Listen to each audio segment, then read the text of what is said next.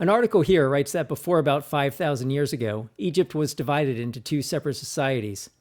The one in the south was Upper Egypt, so named because of its elevation, down from which the Nile flowed to Lower Egypt in the north.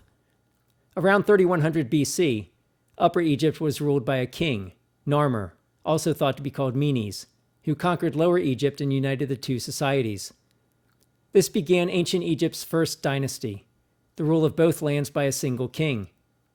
Centuries later, such kings would be addressed as pharaoh, political and religious leaders who were believed to be divinely sanctioned representatives of the gods. Egyptians believed the world existed in balance between order, called Mot, and chaos, called Isfet. The importance of this concept of duality was why, for millennia after the rule of Narmer, they continued to refer to the union of two lands, rather than a single land consisting of both Upper and Lower Egypt.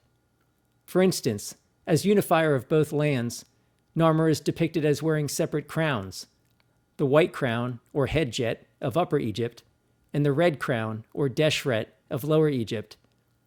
And while later rulers were depicted wearing a single crown, it was an obvious combination of the separate crowns of each land.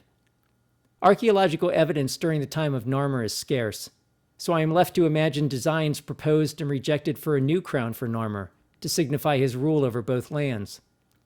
Perhaps a variation of the propeller beanie was proposed, one blade for each land, as though the king would hover over and protect each society. Or the ever-popular umbrella hat, symbolizing the king shedding, for the benefit of his people, the life-giving rain which fed the Nile. While watermelon were in fact cultivated and eaten in ancient Egypt, I suspect the designer of this proposed crown met an untimely demise. Narmer, whose name combines the ancient Egypt words for catfish and chisel, was said to have died by being carried off by a hippopotamus. While I suspect this is more symbolism than fact, one can't help but wonder whether, perhaps, other animals were considered, such as a lion, or maybe a crocodile. In any case, the revered and feared hippo was royally better than a pigeon, which almost certainly would have been as ridiculous as a watermelon crown. I hope you've enjoyed this brief look at ancient Egypt's first pharaoh, and some of the real and imagined symbols of his rule. Have a great day.